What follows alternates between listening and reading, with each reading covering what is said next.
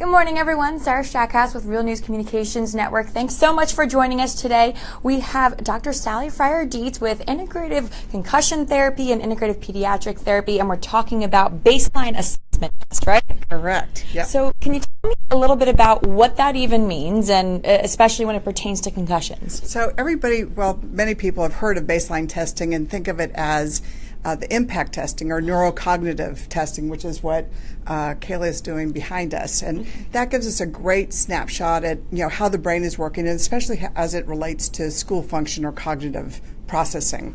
Okay. It's most widely used because it's easy to give in a group. Right. It's not always that accurate when you give it in a group, but it can be given that way, and it gives us a good benchmark so that if there is an injury, you can go back and you have something to measure from. You know how significant of an injury it might be and how far you have to go to get back to your baseline. Oh, okay. So, but there's so much more than just the impact testing. I was going to say, so I'm going to actually step here to the camera really quickly and take it off, and then I'm going to turn this around so that I can look and you can kind of tell me a little bit about what you're doing. Okay, so Kayla is our demonstrating patient today, and she's working through a test. This particular one is for pediatrics, so it's actually for our younger child. She's a little old for it, but for demonstration purposes, we wanted you to see it. It's a good idea of how her brain is working, how different problem-solving skills, memory, looking at short-term memory, looking at long-term memory. All these tests are geared towards specific ages, so our adult test is a higher level test than this one, but this is very appropriate for our younger kids. Oh, perfect. It looks like a fun game. Yeah, so most kids are pretty savvy with iPads today, so it's not that difficult, but again, it does give us a lot of good information on how the brain works. We also like to use it even for our developmental kids because it gives us a good idea of how their brain works as well. Absolutely. As giving us that good baseline should anything happen to them in the future. So one more time, what is this one called? So this is an impact test for pediatrics. Okay. So it's for your younger child, 7 and younger, and we use it, for looking at neurocognitive functioning. Oh, that's great. Okay. So what are some of the other tests that we're looking at today for a baseline assessment test? So other things we're going to do, we're going to go into the concussion room, and we'll show you what's in here. Ready. Open the door. Okay. So in here, we've got our biodex, which we're going to measure with balance. The balance and coordination. We have a visual motor test that we're going to do with visual tracking. And maybe we'll start with that. Tell me a little bit about this room, too. Okay, so this is our concussion therapy room. So we do all different kinds of concussion rehab. We're looking at how your vision works, how your vestibular system works, what's going on with the cervical spine. Many times you could have a whiplash injury, and just having an injury to the upper spine can cause symptoms of dizziness and fuzzy thinking and all different kinds of things. So we have exercise testing and exercise functioning, so we can build on exercise. And then we have the Dynavision board that looks at big visual processing and visual motor skills. That looks pretty cool. Tell me a little bit about how that works. So this is really a pretty neat tool. This, when we set it up, here I'll give you a little example. And maybe, Kayla, you want to come on over here and you can be our patient again. So I'm lowering this down to Kayla's eye level, which is ideal. She's going to keep her eyes on this little T-scope in the middle. That scope can do lots of different things for us. We can have different math kinds of problems that come across where you have to process numbers. We have words and sequencing where kids can read and process information. What we're doing right now is measuring her response time, how quickly she can get to those lights. Pretty quick. She's had a lot of practice around here. So it also tells us where in the visual field you're seeing or not seeing. So if you have an athlete, say, who isn't seeing very well in the left lower quadrant, we may need to do some training before they get on the field to help them be a lot safer on the field, to bring in that awareness of that left lower quadrant. Okay. So, and we have Dr. Fletcher over here, who's one of our concussion therapists and our head of our concussion program. And you want to share any information about the Dynavision and baseline testing? Sure. So, like Sally was saying, our safety on the field is optimal, and a lot of the times we hear that people are blindsided, and that's due to a lack of peripheral awareness. So your peripheral information is actually really important as far as organizing your space and your movement in that space. And so a lot of coordination challenges can occur from having poor peripheral vision as well as your reaction time. So the light board, I use it a lot of the times to build that peripheral strength. So these outer two rings here along the board are specific to your peripheral vision. So your reaction time in that periphery should be less than a second to have adequate reaction time to prevent injury and move out of the way on the field. So what if it's not less than a second? Then we need to work on it. we do it more. We need to do some sports enhancement, some training to maximize that. A lot of our professional athletes, actually their reaction time is 0.65. Whoa. So that's really quick, right? Yes, extremely quick. Your central vision, so those first three rings should actually be about half a second in reaction time if you're on the field. Yeah. Wow. So it also brings up a really good point of why baseline testing is so important. Sure. It's not just to give us that measure of what to get back to, but if there's weaknesses that are present before you even get on the field, we have an opportunity to strengthen them to make you a better athlete and less likely to be blindsided or hurt on the field. If someone gets hurt or has some sort of a concussion or something like that, what could it slow down to? You know, what are some of the things that you'll notice here? I see reaction time go up to 3 seconds. I mean, I see a drastic difference. Actually, your body turns off the cones in your eyes that are dedicated to peripheral vision post-head trauma or concussion, and that's for efficiency. So you tend to pair your head and your eyes and use your central vision all the time, and you see athletes do that. They don't want to move their head as they're running down the field because their peripheral vision, their vision is compromised when they do that. And so we literally have to utilize techniques like this or exercises at home to build that peripheral vision back. You have to activate those cones and stimulate them for your brain to turn them back on and use them.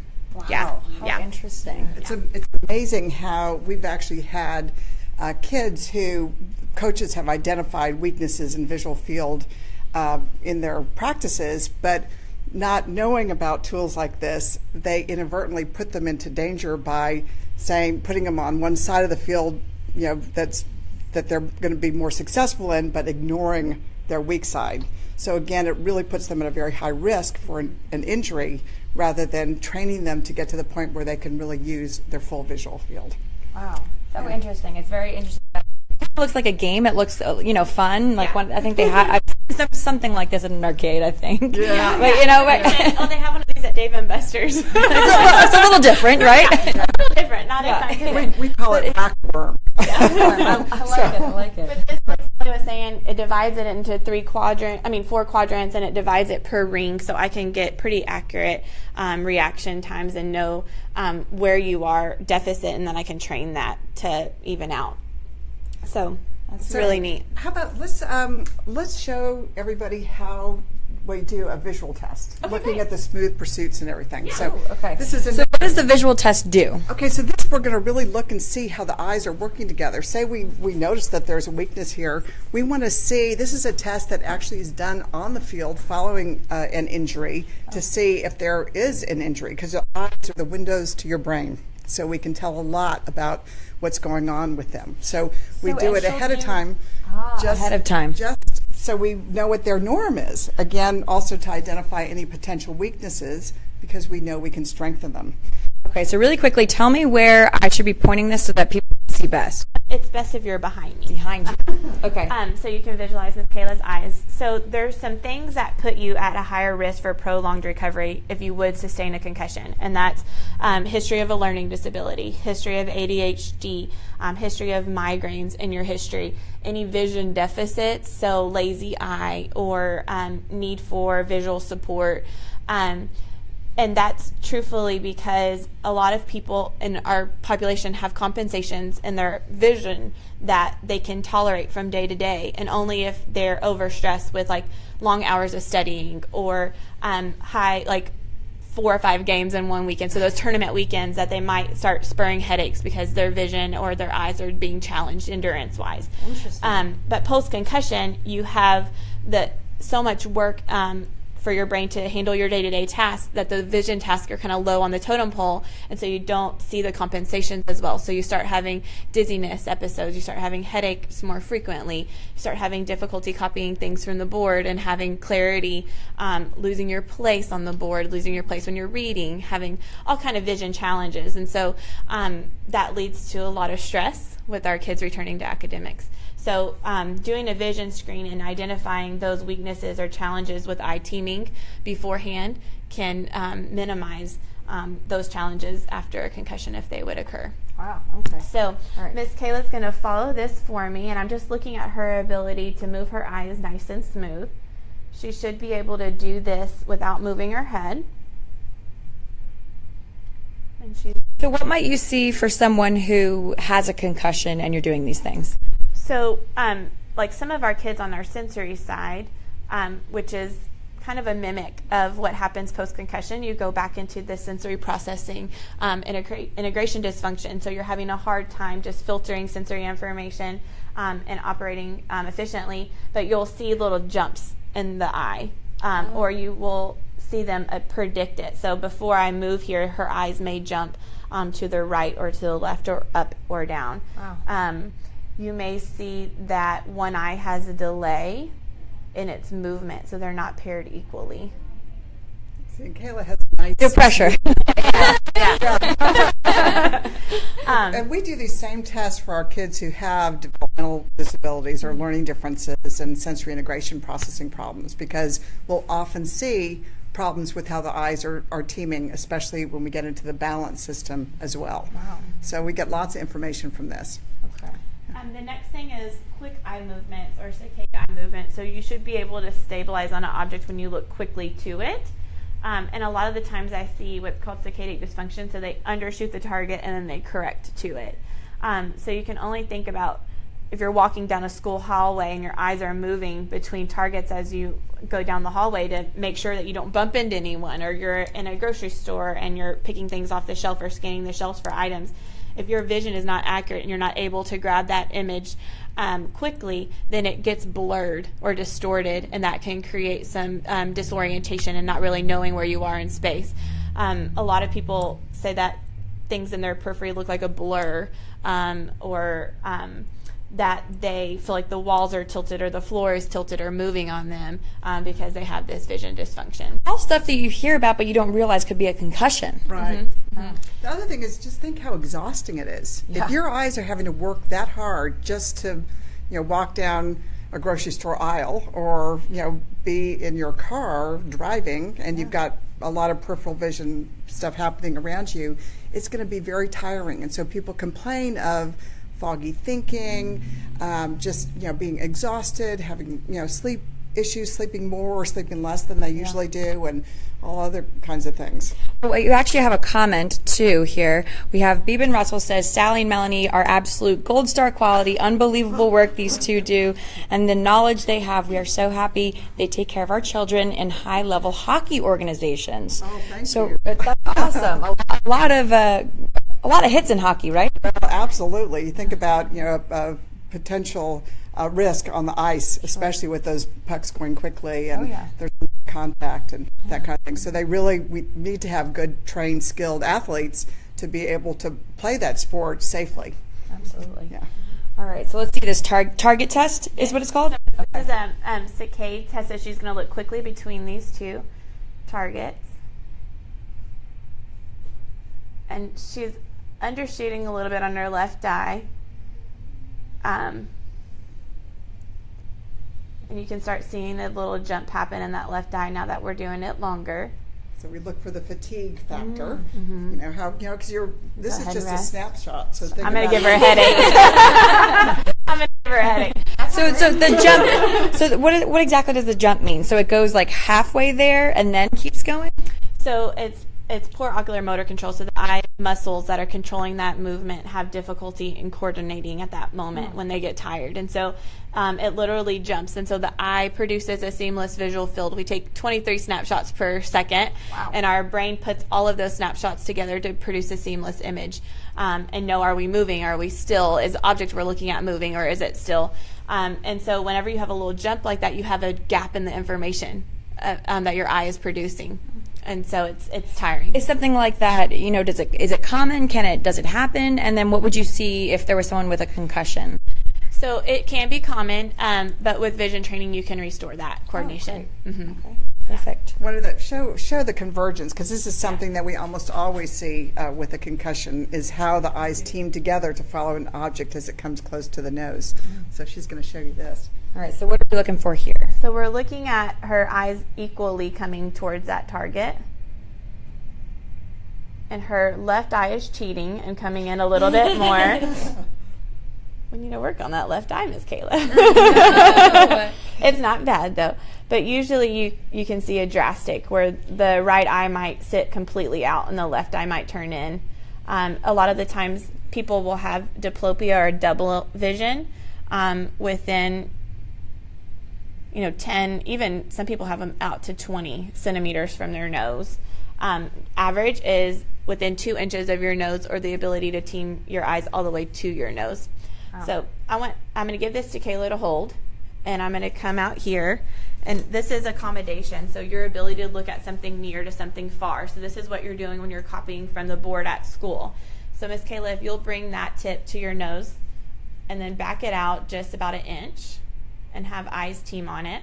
So you're going to switch back and forth. So you're going to go to yours, then to mine, yours, then to mine, yours, then to mine. And if you'll come behind me, you'll be able to see the challenge in her eyes. There's an unfolding that happens. And mine. So you see the delay in that left eye as it comes back out to this far target. So that interferes with your visual spatial awareness. That interferes with your depth perception and your eye teaming with your hand-eye coordination.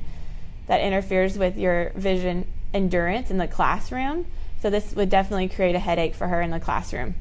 Go ahead and rest. You can actually feel it too. Yeah. When it does that. I can feel my left eye doing that. And actually, in school, I had to sit at the front of the classroom because I couldn't write and do the board at the same time. Mm-hmm. She brings up a good point about how people often will accommodate around some of these weaknesses. Mm-hmm. So it never gets worked on. And you can get along with that for a long time until you have a head injury or something else happens, or the amount of work becomes so great that all of a sudden your body can't keep up with it anymore. So we'll have kids as they get older, all of a sudden start having problems with learning and processing, even if they have not had a concussion, because of this, fatigue and underlying weakness. So it's really worthwhile information for anybody to have if you want to, be able to strengthen and optimize, all of our great gifts that we've got. We have some new people kind of just joining in really quickly. Just a quick overview. Dr. Sally Fryer Dietz, we are going through concussion baseline assessment test, and tell us the few things that we've just done so far. So we've done some field visual tracking tests. We've done some of the Dynavision, looking at peripheral vision and response speed. We've done the pediatric impact testing. That's kind of the most widely used, but it just shows us a snapshot of what's going on neurocognitively. And now we're going to go do the biodex and look at balance, because this is, obviously a big piece following a concussion, and can tell us a lot before an injury about how your stance is. Where do you hold your weight? And again, are there any underlying risk factors that might be there that could set you up for an injury, so that we can strengthen it. Again, a baseline test isn't just in case you get injured, but it is a baseline to tell us, well, are there things that you could work on to be safer on the field, as well as having that good baseline that if you were injured, that you can get back to where you were before, at least. Many times our athletes and students who we work with end up with better scores after they've gone through their rehab than they were when they started, because of the training effect and how much of a benefit you can make when you when you find those weaknesses. So people, we can come to you just if we want to get, better trained in general. Yeah, we would much rather be seeing people and keeping them safe than having to, help them recover after the fact.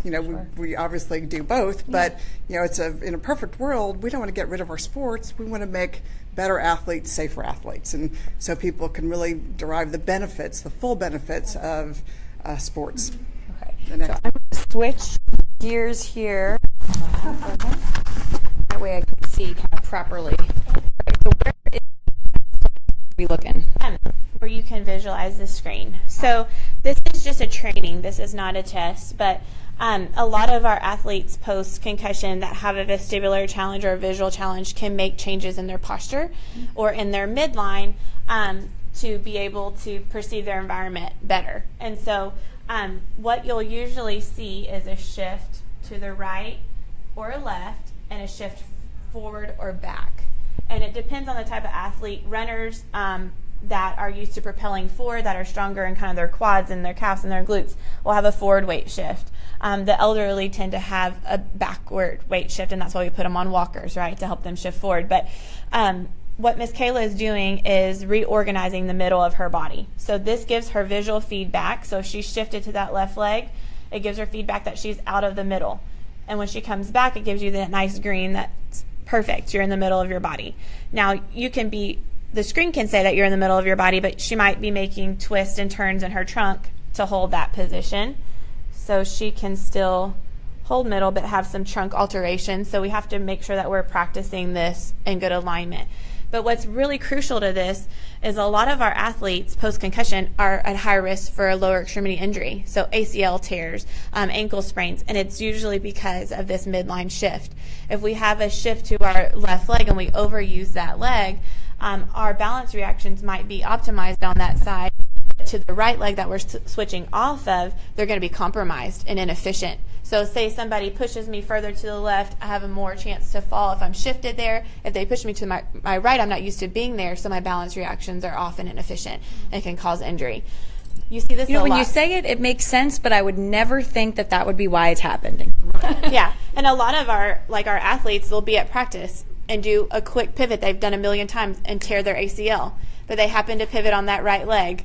That is less efficient. Your body doesn't have a good awareness of where it is in space. And it brings up the point of why it's so important to get some checked out after a concussion, because you don't have to be symptomatic, obviously symptomatic, to have these mild and subtle shifts in how your postures align. So we really, again, knowing what those tendencies are ahead of time is going to help with our training, but it's also going to help in what we get people back to.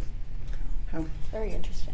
So this also is a great tool to work on perfecting your balance reactions. So our balance reactions should start in our ankles, then transition up to our hips, and then to a stepping reaction. So a lot of the times we're hunkered down post-concussion in our base of support. And so any movement outside of that base of support is challenging, especially if we have that midline shift that we talked about.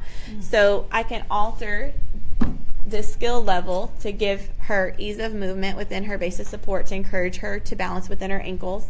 And then I can make it hard. This is like the hula hoop, the outer limits of her base of support. And what we want to do is have her maintain upright, hips and shoulders over her hips, and work on weight shift in her feet. So should I be looking at her feet? You can, yeah. You can show them her weight shift if you back up. And see her body moving. Sorry. No. This is all new to me, so I don't know what. Sorry. I'm so sorry. No, please. It's very interesting, and it's very cool to see actually in action. So I'm going to try to hold this as still as possible. Let's see here. So she's having to move her body to get up to that red ball. Oh, so she's physically pushing it to get to the ball. Yeah, so she's standing on a force plate, and that force plate is reading the pressure that she's putting through her foot. So as she shifts her weight towards her toes, it's going to the top target. As she shifts back to her heels, it's going to that back target. And each time she's returning to that middle, which represents her midline. So we're retraining her midline as well as her balance reactions to the outer base of support, kind of in that hula hoop type extreme. so your efficiency, or how pretty those lines are, and she did pretty good, is looking at the quality of movement. And so what you'll see if somebody's usually shifted to the left, these are easy. These targets are nice and quick and easy to return to. But when they go to the right, they're not used to moving in that right field, and so those will be exaggerated movements, or they'll be really hesitant and slow to move out there and guarded in those movements. And so we're really looking at the quality of movement when we're doing an example or a training. The testing on here can get pretty intense, but what it's looking at specifically is there a vestibular component to your injury? The vestibular system is a system that can be affected secondary to impact. It doesn't have to be an actual impact to the head, but any jarring to the system. So your vestibular system is in your inner ear, and it's a pressure-based system that tells you where you are in space on X, Y, and Z axis. So I use this equipment a lot of the times to look at your vestibular spinal reactions, which are your balance reactions. And whenever I put a foam here, which kind of takes your muscles and joints out of the picture, and I ask you to close your eyes, the only thing kind of holding down the fort and telling you where you are in space is that inner ear. And so a lot of the times we'll see a lot of body sway, a lot of movement that tells us that there's an inefficiency or that system's been compromised. And then those are easy to optimize. Those exercises they just take time, just take a little work. And while those are activities that we'll do in training, we actually have a specific test that looks at and measures balance reactions before an injury, both on the force plate on a static field and another one on the cushioned field. So you have to have more dynamic balance, and it really tells us how much is visual and how much is vestibular. So, we have that to work back to. Wow. So this is all so interesting, and a lot of really visual ways that you can kind of see those differences. Sally, if anyone has, Dr. Sally, if anyone has questions or they want more information or anything like that, how can they reach you? Yes, so they can look at concussion-therapy.com, or they can call us at Integrative Concussion Therapy, 972-404-3077. That's actually Integrative Pediatric Therapy's number, but what's our... 972-707-3355. That's the official concussion number. Perfect. But either way, they'll get to you. That's right. You'll find us. You'll find us. We didn't have time to go into some of the other things, but we also have interactive metronome that works on attention and timing and focus. It's a great tool. We also have exercise training, so we can help people get back to their activity level. All these things play a part in your overall function, and there's never just one thing that you can do to make it all better or to measure against. You really want to look at the whole body and go from there. All right. Well, ladies, thank you so much. Is there anything else that you wanted to add, or you think that people would want to know? I think the biggest thing that I hear that is always surprising to me is that a lot of people have been evaluated and have been told that their symptoms are related to their concussion. But a lot of the times our medical professionals aren't encouraging rehab to recover from those symptoms and have further clinical information that tells you, is it vision, is it vestibular, is it a balance challenge, is it those systems not talking together well and producing symptoms. And so a lot of the times, my patients will say, I wish I would have known about this sooner. I wish I would have just had the education to know that this was an option. We've had patients that have flown all over the United States to go to the biggest researchers in concussion management and treatment, but they don't have the support here to do that. And we're here. And I feel like people are finding us more and more by word of mouth, and as we educate our physicians on early intervention and prevention. We're on a mission. But you can do something about it. In post-concussion and elderly that are at fall risk. And one more time, and we'll make sure to also obviously post this in the comments and up top, but one more time, that phone number and that website. Yes, so we're at concussion-therapy.com, and our phone number is 972-707-3355. Perfect. Yeah. Ladies, thank you so much. Thank you.